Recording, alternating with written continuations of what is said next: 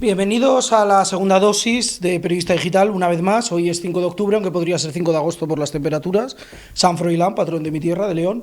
Hoy, como podrán comprobar, tampoco está Rebeca Crespo. Me toca a mí, a David González, sustituirla, pero no se preocupen que el lunes Rebeca volverá aquí a su puesto, volverá a ocupar el trono de PD, que es suyo. Eso desde luego. Pero para trono, en Periodista Digital siempre tenemos un rey, ya lo saben ustedes, casi, no voy a decir dictador porque se malinterpreta, pero rey parlamentario. Vamos a dejarlo ahí. Alfonso Rojo, que tiene su repaso como siempre. Vamos a ver qué nos dice.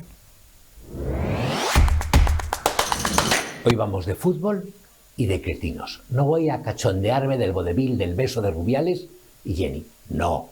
Tampoco del grotesco Mundial 2030, que por esas majaderías a las que tan proclives son los chupones de la FIFA y los ministros de Sánchez, se disputará simultáneamente en España y en otros 5 países, cada uno en casa Dios y con océanos por medio. Hoy toca hablar de Alfonso Pérez, nacido en Getafe hace 51 años, criado en la cantera del Real Madrid, con 2 Eurocopas y un Mundial en el currículum, a quien ahora castigan los progres por decir algo tan de sentido común como que Haaland, Mbappé o Vinicius deben cobrar más que Bronce, Bonmatí o Putellas. La razón por la que las futbolistas de relumbrón perciben menos pasta que los futbolistas, como ha explicado el propio Pérez, solo se debe a que generan muchos menos ingresos. Es el mismo motivo, el mismo mecanismo por el que Kendall Jenner, la hermana pequeña de Kim Kardashian, que es la modelo más solicitada de la industria de moda, se embolsa al año 22 millones. Y el norteamericano Sino Pry, su equivalente varón, apenas llega al millón. Y ambos lucen palmito, ambos promocionan ropa y ambos se contonean sobre la pasarela igual de guapos. Putellas da patadas al balón, corre como una bala por el campo, regatea y marca goles, como Vinicius. Pero el Mundial masculino de Qatar produjo 7.000 millones de euros y el Mundial femenino de Australia, del que España emergió campeona, dio como resultado apenas 500 millones. Son 14 veces menos. Esa es la cruda realidad a la que son ajenas Yolanda Díaz, alias Ley de Cohete, y luminarias como la socialista Sara Hernández, alcaldesa de Getafe, y los directivos del club local, que han decidido solemnemente que el estadio El Coliseum deje de apellidarse Alfonso Pérez. La primera en reaccionar ante el despropósito ha sido, como suele ser habitual, Isabel Díaz Ayuso, quien ha utilizado su cuenta en X, el antiguo Twitter, para denunciar la asombrosa dictadura de la izquierda. Vale, pero ¿echará para atrás el centro derecha estas arbitrariedades cuando llegue al poder? ¿Eliminará los pinganillos del Congreso? ¿Quitará las estatuas que homenajean en Madrid a facinerosos socialistas responsables de la guerra civil? ¿Volverá a poner las cosas en su sitio? Yo no estoy muy seguro, pero por si acaso tengo una sugerencia y prioritaria que voy a plantear ya mismo. Aunque apenas se usa, supongo que han reparado en que desde hace aproximadamente un año la estación de Atocha lleva el nombre de Almudena Grandes, fallecida de cáncer en 2021 y muy roja ella. No voy a entrar aquí en sus méritos literarios, que a mí me parecen bastante escasos, sino en su conducta, en lo que dijo y escribió. Almudena Grandes fue aquella que en la presentación de uno de sus libros titulado El corazón helado dijo que cada mañana fusilaría a 2 o 3 voces que le sacan de quicio. Es la misma que afirmó que el PP, el partido que votó no hace tanto en favor de darle una calle en Madrid, reaccionaba como un terrateniente expropiado o alguien a quien le roban el bolso cuando perdía elecciones. Es la misma que escribió aquello de, escuchen, imaginan el goce que sentiría la Madre Maravillas al caer en manos de una patrulla de milicianos jóvenes, armados y sudorosos. Se refería a la tipa en ese tono pajillero un tono propio de Pablo Iglesias o Monedero, a la persecución religiosa protagonizada por el PSOE y sus aliados comunistas y anarquistas durante la guerra del 36, y en la que fueron asesinados 13 obispos, 4.184 sacerdotes, 2.365 frailes, 296 monjas y decenas de miles de españoles cuyo único delito era ir a misa o rezar. Me da a mí que el PP, que goza ahora de mayoría absoluta en el Ayuntamiento de Madrid, podría revocar la concesión de la calle y, de paso, ir preparando los papeles para que la estación de Atocha se llame en el futuro Estación de Atocha y nada más. Bueno, pues este ha sido el repaso de hoy de Alfonso Rojo. Ahora vamos con el primer invitado que tenemos en la segunda dosis de hoy. Es un compañero de OK Diario, en ocasiones lo han visto aquí con nosotros. Hablamos de Segundo Sanz, que ha publicado una serie de informaciones sobre la vida interna del Partido Popular, que ya saben que siempre es muy intensa, parece un culebrón de la primera casi. No sé si está ahí con nosotros, Segundo. Hola, Segundo, ¿cómo estás? Muchas gracias por estar con nosotros. Decía que acababas de publicar en OK Diario una serie de informaciones sobre la vida interna de Génova, lo que pasa en el Partido Popular, que siempre pues, nos tiene muy interesados a todos. En este caso hablabas de que se ha librado, por decirlo de alguna manera, de la decapitación el señor Paco Núñez, el líder del Partido Popular en Castilla-La Mancha, y que, frente a lo que se publicaba en algunos medios de que Carmen Fúnez iba a ser su sustituta al frente del Partido Popular en esta región, parece ser que ha contado con el apoyo del Sanedrín del Poder en Génova y ahí se mantiene en Castilla-La Mancha. Cuéntanos. ¿Qué tal, David? Buenas tardes. Un placer estar con vosotros. Pues sí, en efecto, como comentas, tenemos constancia por fuentes directas de Génova de cómo la dirección nacional del partido pues confía en Paco Núñez, presidente de Castilla, del PP en Castilla-La Mancha, para la nueva etapa que se abre, pese a que él ya ha encabezado la lista en las dos últimas elecciones donde Paje pues ha conseguido gobernar. En este caso, incluso en el último caso ha obtenido mayoría absoluta, pero fue por escasos votos. O sea, Paco Núñez estuvo muy cerca y su perfil, pues Génova sigue contando con su perfil, muy trabajador, mucha entrega, se recorre la comunidad de arriba abajo y las fuentes de la dirección nacional nos confirman que el partido no se plantea cambios en ese sentido y confían en él para la nueva etapa, ¿no? Además, al margen de lo que has dicho, que es cierto que, como se suele decir, se batió el cobre el señor Núñez en unas elecciones que, es prácticamente del poco poder territorial que le quedó al Partido Socialista. Las elecciones de mayo, las autonómicas, se cuenta con la región de Castilla-La Mancha, que, es reseñable para el señor García Paje, el presidente, pero también es reseñable, como bien dices, la campaña que protagonizó el señor Núñez, que, incluso los de partidos contrarios, los del Partido Socialista, reconocieron que había sido un candidato cuanto menos interesante de tener enfrente. ¿Por qué ha sobrevivido a esta posible defenestración? Exactamente, ¿por qué querían cambiarle? ¿Por qué había esa intencionalidad por parte de gente del PP de cambiar al señor Núñez? ¿Qué buscaban? Porque evidentemente el éxito, dentro de que no ha ganado, el éxito estaba ahí. Claro, sí, no, el tema son los números, ¿no? Si te presentas a dos elecciones y no consigues gobernar, pues había ahí gente a nivel interno que pensaba que Paco Núñez tenía que ser sustituido, ¿no? Veían el perfil de Carmen Fúnez, que es vicesecretaria de Políticas Sociales del Partido Popular, con mucho protagonismo en la agenda nacional, también en la agenda autonómica, y cargos populares daban bastante credibilidad a la posibilidad de que fuera Carmen Fúnez quien sustituyera a Paco Núñez, ¿no? Al final Génova no contempla esta opción y quiere seguir confiando Paco Núñez, que como decimos tiene un perfil de recorrerse la ciudad, de estar presente a lo largo y ancho de Castilla-La Mancha, y bueno, eso sí, que se quedó a escasos votos, ¿no? De hecho hubo un momento incluso en la noche electoral que lo tenía la presidencia en su mano, no pudo ser y todavía cuenta con el crédito de Génova para la nueva etapa. También nos contabas, Paco, en una de estas informaciones, bueno, que el Parlamento manchego, castellano-manchego, va a ser protagonista de una acción precisamente motivada por el Partido Popular de Castilla-La Mancha, que tiene mucho que ver con esta posible ley de amnistía de la que tanto estamos hablando y por primera vez ha hablado el presidente de la Nación, el señor Sánchez.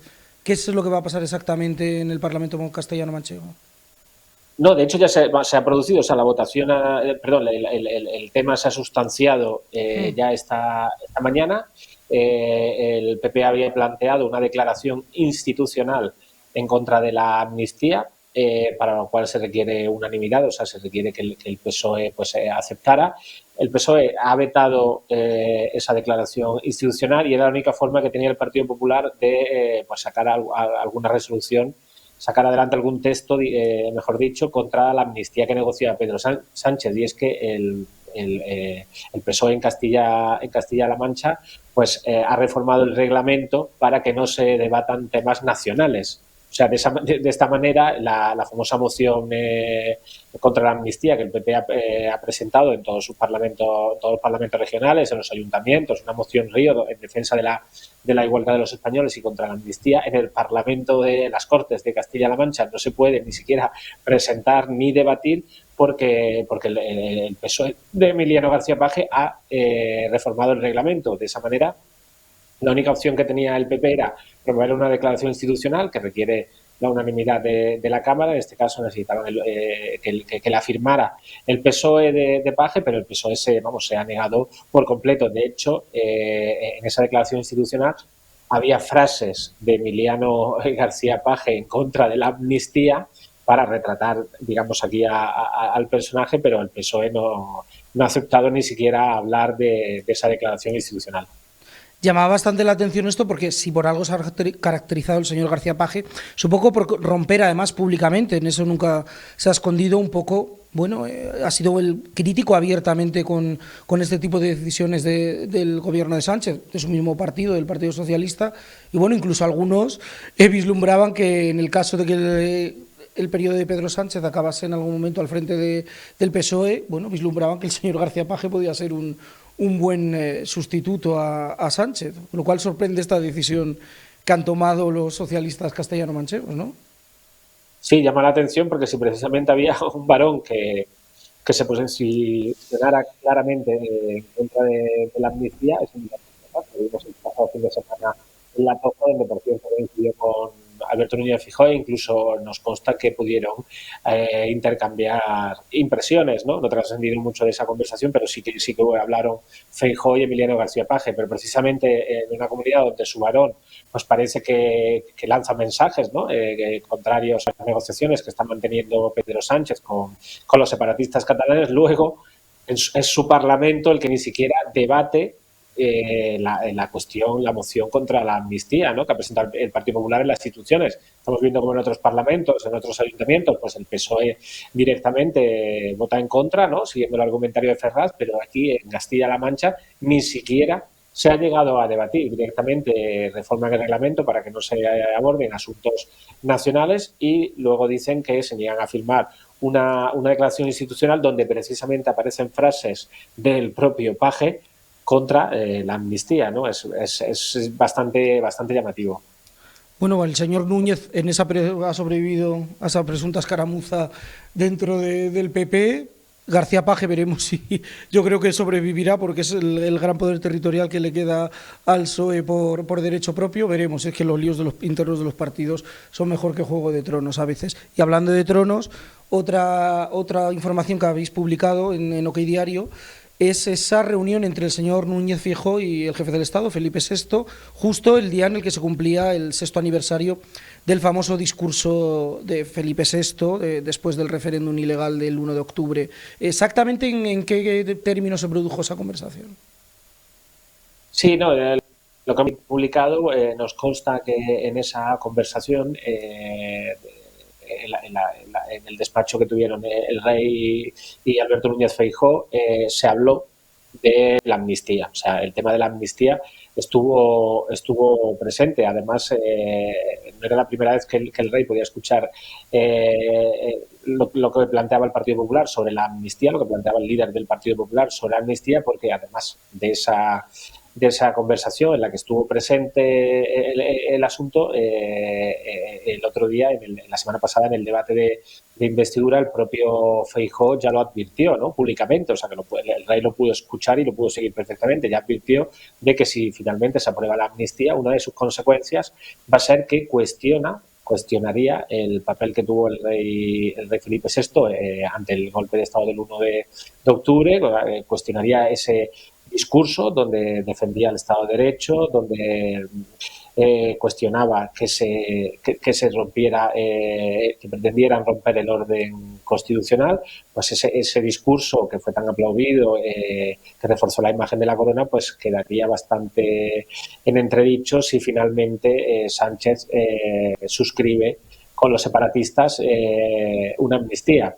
¿Qué pasó? Después de esa conversación, el rey propuso a Pedro Sánchez como candidato. Tampoco tenía otra posibilidad. De hecho, en la nota de Zarzuela quedó bastante claro que proponía a Pedro Sánchez porque el propio Pedro Sánchez había estaba dispuesto, se había propuesto para presentarse a la investidura. O sea, le había pedido al rey el poder presentarse, como hizo anteriormente en la propia ronda de consultas donde fue propuesto Feijóo, ¿no?, que fue propuesto como ganador de las elecciones. Pues ahí Sánchez también le pidió al rey que le propusiera a él, ¿no? Esta vez, como ya Feijóo ha perdido la sesión de investidura, pues ya no había más remedio que hacerle el encargo a Sánchez, aunque no tenga los apoyos, porque todavía no los tiene.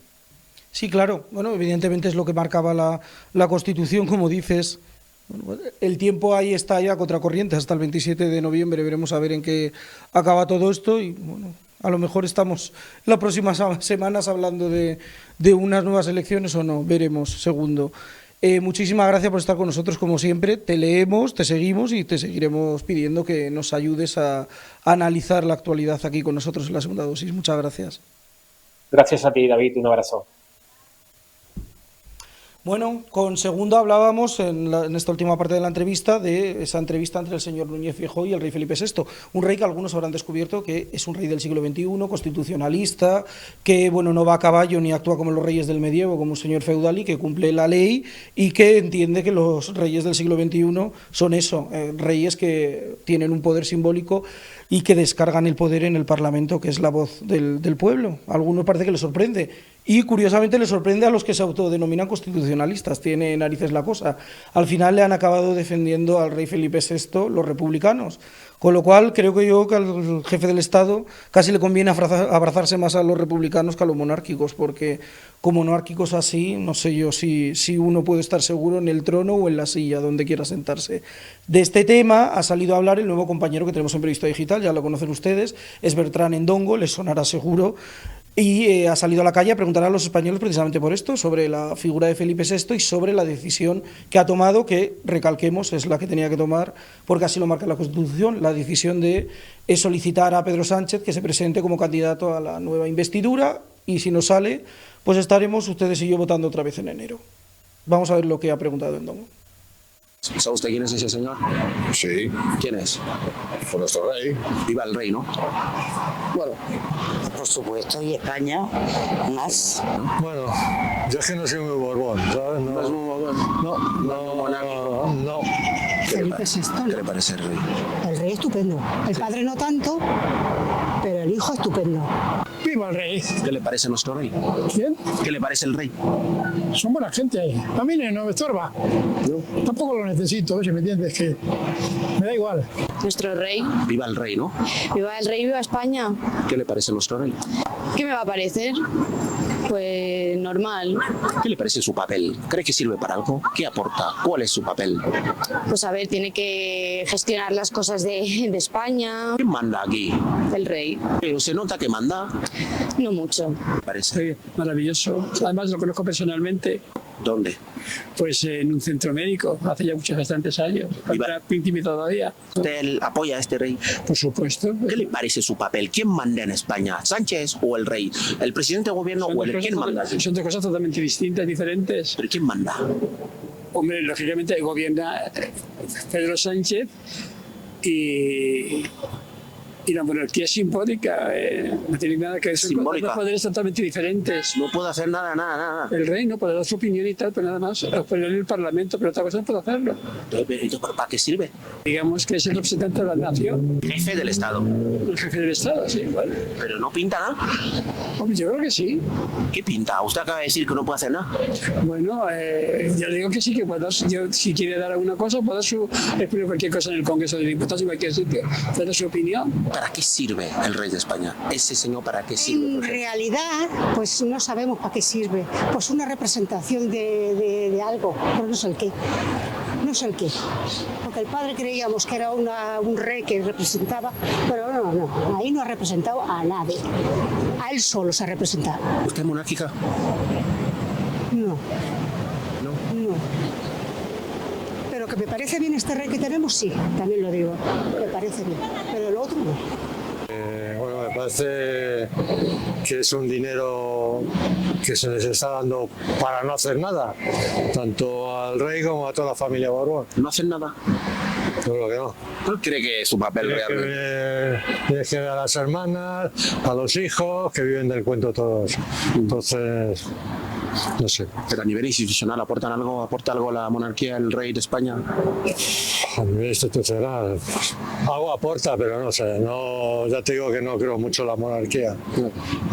No le gustaba al padre, ¿por qué? A mí el padre no me gustó nunca. ¿Por qué? Pues porque no, se veía que no, que era un poco vivo la vida. ¿Y qué le gusta de este? Pues sé que lo veo yo que es serio, responsable, porque sabemos, no sabemos más. A lo mejor dentro de unos años salen también cosas raras y no sabemos. ¿Qué le parece su papel? ¿Cree usted? ¿Quién manda aquí? ¿Manda él? ¿Quién manda aquí? Bueno, mandan todos, joder, el gobierno manda, ¿no? Sí. Lo digo yo. ¿Cree usted que sirve para algo nuestro rey? Hombre, te estoy diciendo, a mí no me estorba. Tampoco lo necesito. Me sirve, no sé si... Hombre, algo hay. Mira qué hija más guapa tiene militar. ¿Has visto la niña que tiene, que es preciosa? Tendría que hacer más cosas con la política, meterse más en asuntos más importantes, que nos beneficie a los españoles y a la gente que viene a España a trabajar. ¿Pero lo hace? Más o menos, lo hace a su manera. ¿Y qué le parece nuestro rey? ¿Qué cree que debería hacer? ¿Cree usted que está trabajando, está haciendo algo, aporta algo, sirve para algo? Pues sí, en la representación de España en el mundo. Una persona que está totalmente educada y preparada para llevar nuestra España. Pues tiene que hacer su papel. ¿Cuál es su papel? Hombre, pues es correcto. Ser correcto, tiene que dar también, es el rey también de los independentistas, aunque no quiera, es el rey de España. Sí. ¿Me entiendes? Claro. ¿Por qué? No estoy de acuerdo con él, pero bueno. ¿En qué no está usted de acuerdo con él? Porque a Reyes. ¿No le gustan los reyes? No. ¿Cuál es su papel realmente en España? ¿Cree usted que pinta algo? ¿Quién manda aquí? Él poca cosa. Mandar lo que está en el gobierno. ¿Pero cuál es su papel? Él, pues, no sé cómo decirlo, como de relaciones públicas. Firmó, porque la polémica está en torno a que el rey ha firmado los indultos a los independentistas. Ahora puede que firme la amnistía para que Pedro Sánchez sea presidente. Ahí está la polémica. ¿Qué le parece toda esa polémica? Bueno, es que polémica ha habido siempre, porque tanto el PP con el gobierno de Aznar también indultó a mucha gente, a muchos etarras, y entonces esto va por barrios, ¿no? Pero tanto el gobierno del PP y tal, pues también indultó, también pactó con los catalanes, ha pactado con el PNV, entonces es una polémica que no viene a cuento. Politiqueo, ¿no? Politiqueo, digamos. Exactamente. Hay gente que dice que el rey no sirve para nada. ¿Qué opina usted de eso? Oye, hay gente para todo, ¿no? Sí. Respetable, respetable. ¿Cree usted que debería firmar la amnistía a los independentistas? Si es necesario, pues habrá que hacerlo. necesario. Esto sería reconocer que el país, en ese país tenemos presos políticos. Bueno, pues lo que quieran. Lo que sí te digo que si es necesario hacerlo, pues habrá que hacerlo. Si son presos políticos, como si quieres ser políticos presos, me da igual. Para que Sánchez sea presidente, lo que sea. Lo que sea, eso sí, lo que sea. Oye, menos la derecha esa. Lo que sea para que Sánchez sea presidente. Bueno, tanto como lo que sea. Prácticamente lo que sea. Sí. Y todas sus contradicciones, no voy a hacer esto, no voy a hacer esto, al final lo ha ido ¿Y quién no se contradice? Dime quién. Pero Sánchez, no voy a indultar. Traeré a Puigdemont para que rinda cuenta a la justicia. La lista es muy larga, señor. Creo que que el rey hace bien en darle la responsabilidad de formar gobierno a Pedro Sánchez. Mira, visto lo visto. Yo soy votante del PSOE, pero a mí me está decepcionando un poco Pedro Sánchez. ¿Sigue siendo votante del PSOE? Sí, pues yo soy de izquierda, soy de familia trabajadora y yo no... ¿Dónde está la decepción? ¿Dónde le ha pinchado el PSOE? ¿Dónde se siente decepcionado, como decía antes? Pues me siento decepcionado con el presidente, con su manera. Si un día dice yo no voy a pactar con el Puigdemont, no voy a estar, no cual. Le voy a traer para que rinda cuenta. Y ahora, al contrario, vas a pactar. No, todavía no ha pactado porque encima si llega a pactar, para mí va a ser una decepción. ¿Sí? Yo casi prefiero que haya elecciones nuevas. Un socialista, o sea, cuidado, esto... No, pero no puedes un día decir una cosa y luego al siguiente, por querer gobernar o por tal, hacer unos pactos que para mí no son normales. ¿Se quedó en casa en las últimas elecciones? Yo he votado siempre. ¿Fue a votar? Sí, siempre he votado y siempre he votado solo. Pero se siente como se siente, ¿no? Sí, pero ahora mismo un poco decepcionado. ¿Y si hubiera elecciones, qué haría?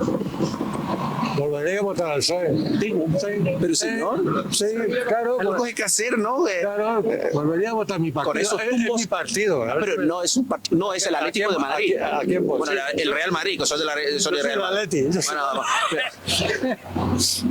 Que el PSOE no es el Atlético de Madrid. Ya, pero bueno, ¿y a quién votó? No, el voto es ya como el voto es de la sangre ya, de la familia. Claro, pues sí, o a lo mejor no voto. Es que no puede decir, no, es que yo no pactaría nunca con Podemos, yo nunca indultaría, yo nunca no sé qué, la lista es tan larga y luego lo vuelves a hacer. Sí, pues ¿Le volvéis a votar? Claro, pues igual que hacen los del PP, que votan otra vez mismo. Es un ¿y tú más? Exacto. No es un poco irresponsable de la parte de la ciudadanía. Sí, eso es. Y tú más, y tú más, y tú más. Esos son los políticos, lo que nos están enseñando los políticos. El tú más, el tú más, el tú más. Vamos, para mi opinión.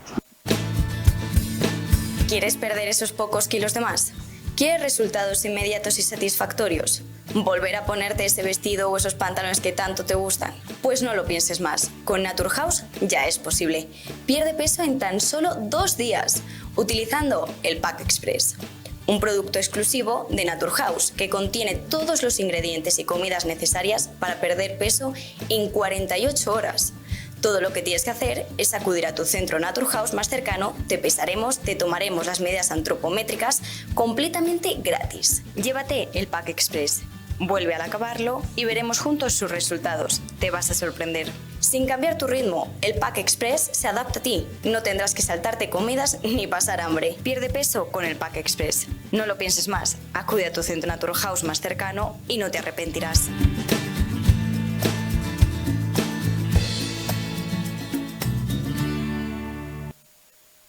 Pues esta era la opinión de la calle sobre el papel de Felipe VI. Qué nivel, Maribel. Vamos a hablar ahora del mundo económico, este mundo que a veces nos resulta un poco ajeno, porque a veces en los periódicos solo vemos los datos y los números y las cifras son un poco, yo siempre digo que son un poco traicioneras, porque detrás de las cifras hay historias que de verdad y cosas que de verdad nos afectan en el día a día.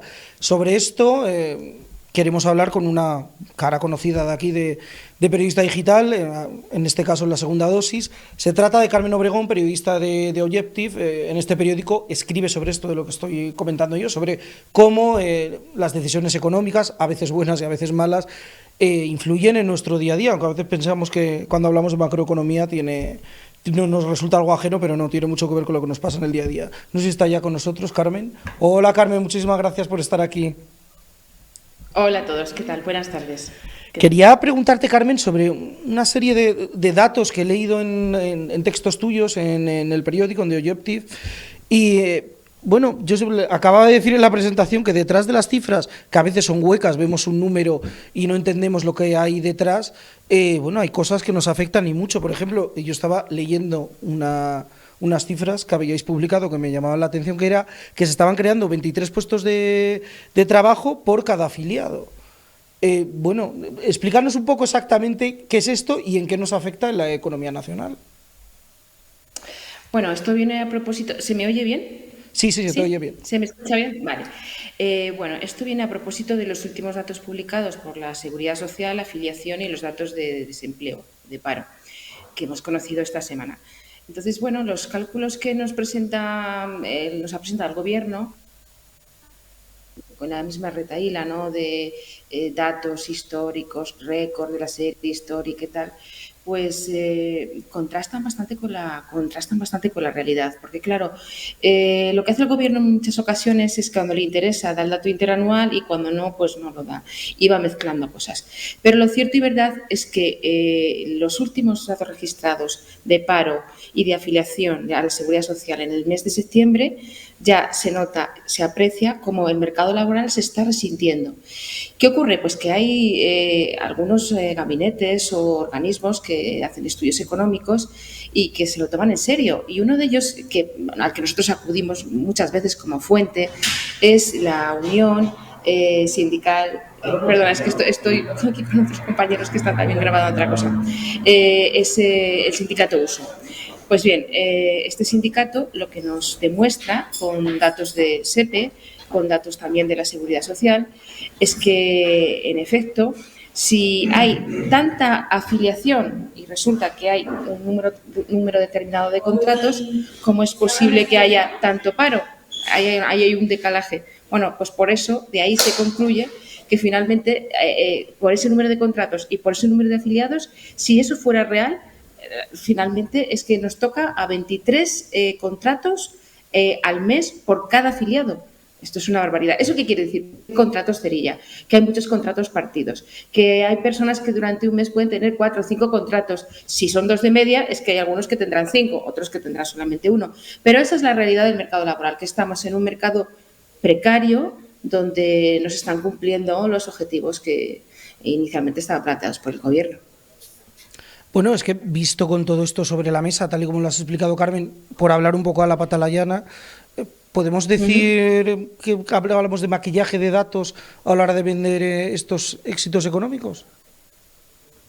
Bueno, fíjate si hay maquillaje de datos que a día de hoy tampoco conocemos el número de fijos discontinuos y en ese grupo hay fijos discontinuos inactivos y algunos de esos fijos discontinuos han tenido varios contratos a lo largo de su periodo laboral en un año, ¿no? Entonces, claro que hay maquillaje de datos, eso es indudable. Lo que no sé hasta cuándo vamos a poder estar con esta estadística porque, bueno, es que no quiero adelantar mucho, pero una información que voy a escribir para mañana a propósito de los análisis que hacen un organismo nada sospechoso que depende de la propia Comisión Europea y donde hace un balance de cómo funciona el sistema español de empleo público, el SEPE, y ya te puedo adelantar que no sale muy bien parado. Y sabemos que el SEPE es el primero que hace la estadística. Así que a partir de la estadística, de ahí todo, políticas activas de empleo, contactos o relaciones con empresarios, para que no haya ese decalaje, esa descompensación que hay entre la oferta y la demanda. En fin, esto es como es. Y hay algo que no falla, es que somos los últimos en empleo en España y los segundos también últimos en empleo juvenil. Y esto es algo que se ha agravado, por cierto, en los últimos datos del mes de septiembre. Estaremos atentos a lo que publicas mañana, ya nos has lanzado ahí el anzuelo para que estemos enganchados, que ahí estaremos leyéndote. Otra cifra por la que te quiero preguntar, que también he leído en uno de tus reportajes. Esta cifra yo casi no sé ni pronunciarla porque no he visto tanto dinero junto en mi vida. Hablamos de 163.000, ¿son 163.000 millones de euros? Sí, sí. Bueno, la cifra yo creo que ni nos la imaginamos, puesto todo seguido, lo que son 163.000 millones de euros. Pues fíjate, es el 12% de nuestro PIB. Casi Imagínate. nada. 163.000 son más los 450.000 que piden los secesionistas separatistas catalanes, de deuda histórica, son mucho más. Bueno, pues esa cifra corresponde a la suma de nuestras subvenciones, de la parte inicial que tuvimos de subvenciones de los fondos Next Generation, más los préstamos que acabamos de recibir. Préstamos a los que se han añadido Repower, un ajuste por el tema de Ucrania que nos han inyectado otros 7.000 millones. Total, que sumando unas cosas y otras, al final España, si lo hace bien, recibirá 166.000 millones de euros desde el año 2021 hasta 2026. Ahora, la gran pregunta es, si lo hace bien, ¿lo va a hacer bien? ¿Ese dinero a dónde va a ir? ¿Se va a ir a las empresas de siempre? ¿Se va a quedar en la administración y va a ser gestionado por la administración como si fuera, yo qué sé, un plan Zapatero? Eso es lo que está por ver. De momento, lo que sí sabemos es que lo que se ha podido ejecutar hasta ahora ha sido muy poco, la gestión no ha sido muy buena y a las comunidades autónomas les está llegando el dinero filtrado, planificado y sin opción alguna para poder decidir ellos cuáles son los proyectos que verdaderamente importan a sus regiones. Y esto sin contar el color político, sin contar para nada el sesgo político o la ideología de cada una de esas comunidades. Claro, entiendo con todo esto, es que este dinero, insisto, para el común de los mortales, para lo que nos están escuchando ahora y para mí mismo, bueno, decimos la cifra, 163.000 millones de euros, y yo creo que nos entra casi vamos, por decirlo a lo bruto, casi que resucita a los muertos si oyes esta cifra. Claro, como has hecho muy bien en puntualizar, cómo se van a gestionar luego, cómo van a llegar, porque en teoría esto es, si no me equivoco, ¿no?, del Fondo de Recuperación y de Resiliencia de la Unión Europea. Bueno, ¿hasta qué punto? Claro, el sesgo político, como bien dices, no hay que tenerlo en cuenta, pero hay que tener en cuenta la situación en la que se vive en España. Claro, esta cantidad será inmutable, entiendo, independientemente de si se produce un cambio de gobierno, ¿no? Bueno, es que la comisión ha sido muy dadivosa, no ha esperado a que haya un cambio de gobierno. Yo no sé si es porque dan por hecho que el gobierno que va a haber es el que hay y que va a haber una continuidad, y conociendo también la excelente relación que hay entre Paolo Gentiloni y Nadia Calviño, pues bueno, se ha hecho una negociación entre ellos y se ha dejado todo súper pincelado. La deuda no hay nada negativo, todos son cosas preciosas, somos muy buenos gestores, tenemos mucha transparencia, hemos participado con gobernanza. La verdad es que es ver para creer, porque es cuando lees eso dices, no sé, vivirá la comisión, vivirá en otro planeta, o no ha tenido la relación que nosotros tenemos los medios con las partes afectadas aquí en España, ¿no? Entonces, efectivamente, está por ver, porque ahora cuando entramos en los préstamos, es un dinero que hay que devolver de aquí a 2050, cuando entramos en los préstamos vemos que la adenda se ha centrado primordialmente en los PERTEs. Y yo quiero señalar que los PERTEs, que son esos proyectos estratégicos y transformadores de la economía española, que siempre se dice que tiene que transformarse, que tiene que tener una estructura distinta a la que tenemos, esos se están desarrollar. Y como están casi sin desarrollar, pues lo que hace la adenda, que ha movilizado, ha cambiado los tiempos, ha dilatado el tiempo de ejecución, ha dilatado también los periodos de calendario para cobrar y ha eliminado algunas otras cosas como las de las que yo hablo en el artículo que publicamos hoy en día, Chetir, y que tiene que ver con las viviendas, de la rehabilitación de viviendas. Tú me cortas cuando quieras, que yo hablo sin parar. No, tú tranquila, que es muy interesante lo que nos estás contando. Bueno, pues continúo.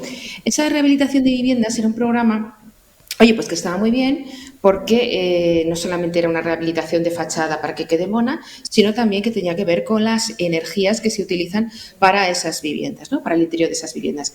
Ya sabemos que Pedro Sánchez, a lo largo de la campaña, incluso yo diría que antes, ha ido aprovechando cada entrada de dinero para decir que iba a hacer, pues yo no sé, más viviendas que el Parque Mundial, ¿no? Parque Móvil Mundial.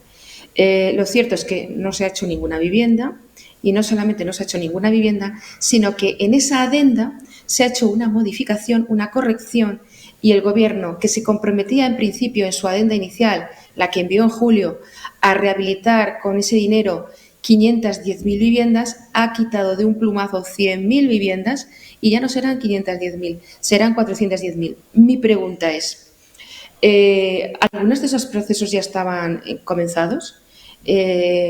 ¿Algunas casas que ya habían empezado ya no van a recibir el dinero? ¿Cómo se va a organizar esto?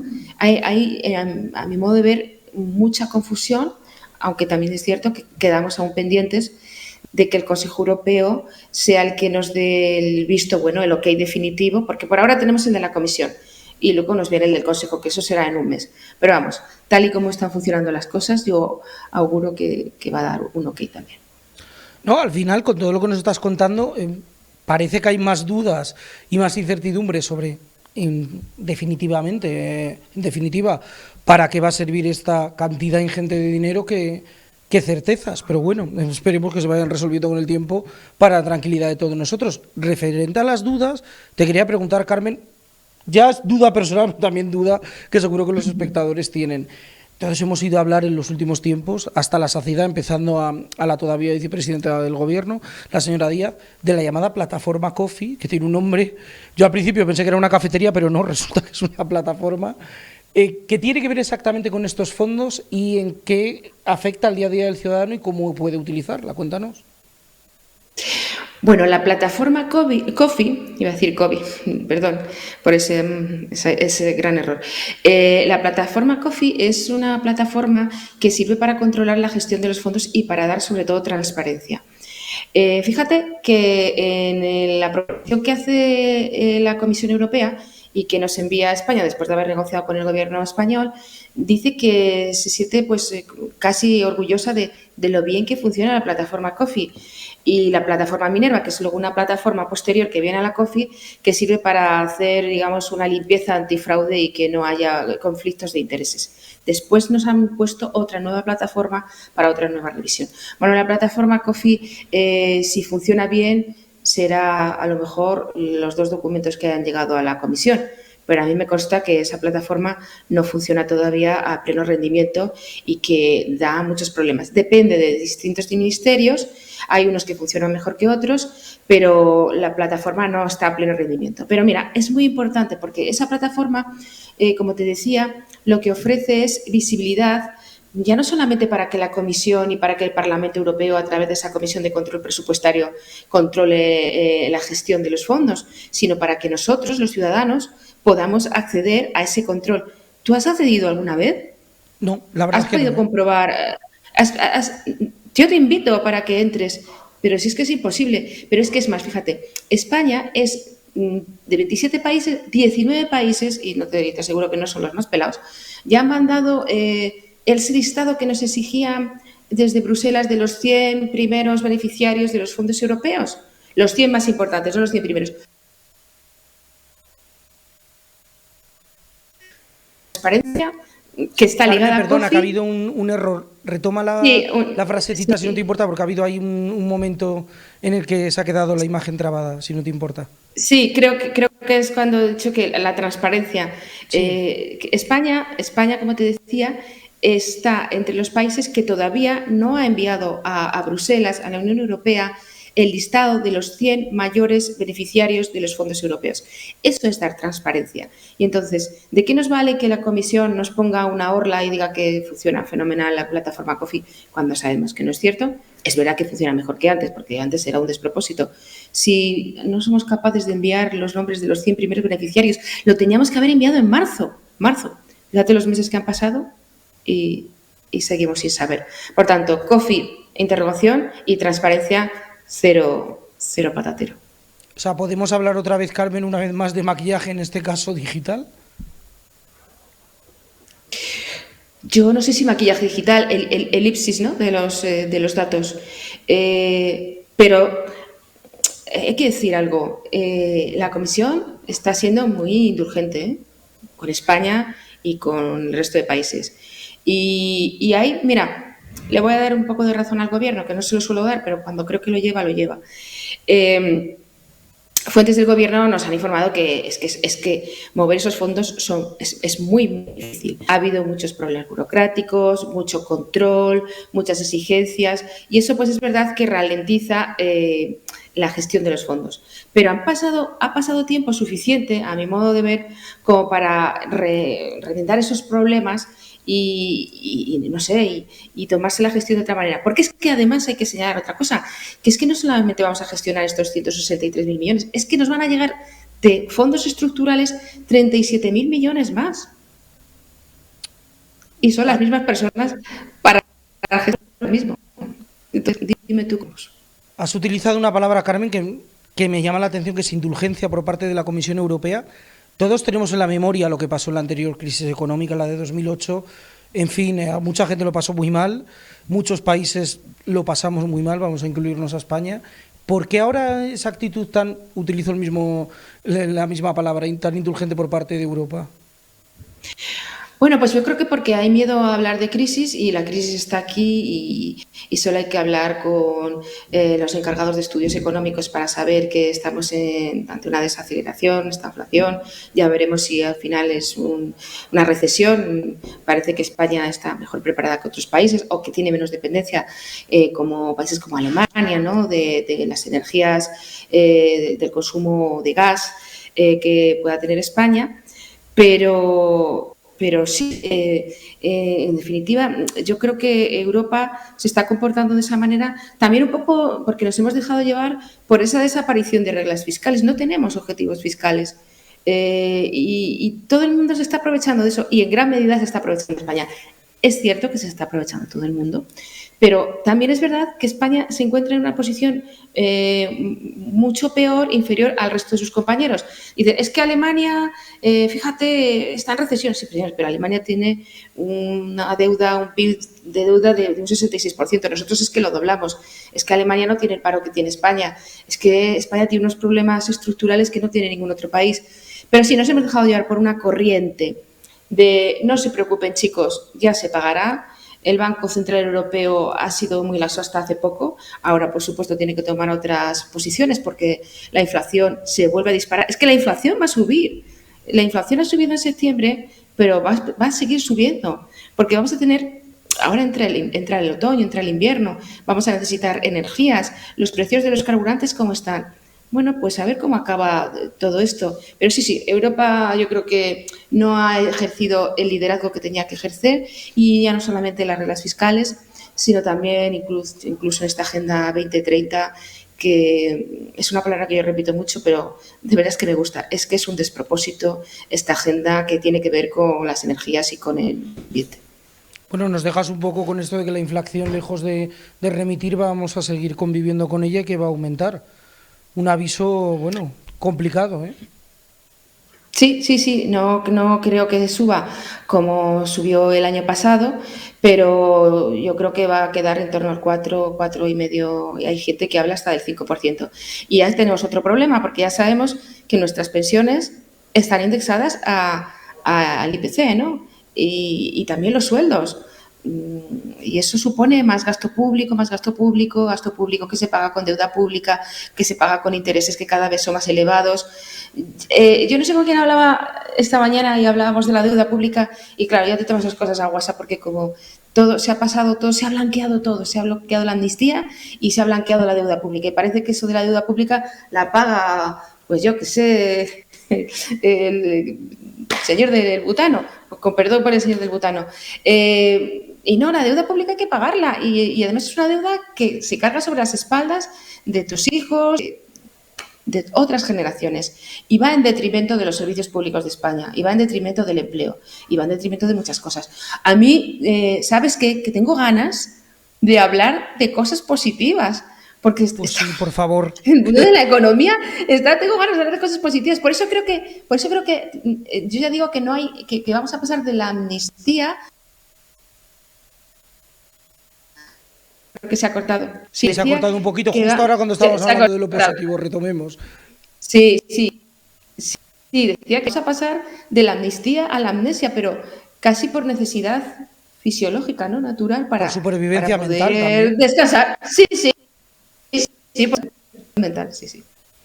Pues con eso nos quedamos, Carmen. Muchísimas gracias por ayudarnos a comprender cosas que son muy complejas, pero que todos necesitamos tener en cuenta. Muchísimas gracias, como siempre. A vosotros. Buena tarde. Chao. Igualmente. Bueno, pues hasta aquí esta edición de jueves 5 de octubre de la segunda dosis. Aquí no acaba la fiesta en Periodista Digital. Recordamos que una vez acabemos nosotros, a las 10 de la noche, tienen una cita con la burbuja de Josué Cárdenas, que es la burbuja que nunca estalla. Ya saben que siempre está él ahí. Pudo dar la cita a las 10 de la noche. Les recuerdo que se suscriban para que no se pierdan nada de lo que publicamos aquí en Periodista Digital. Y hasta aquí, sean buenos o sean malos, porque total vamos a cobrar lo mismo. Muchas gracias por estar con nosotros.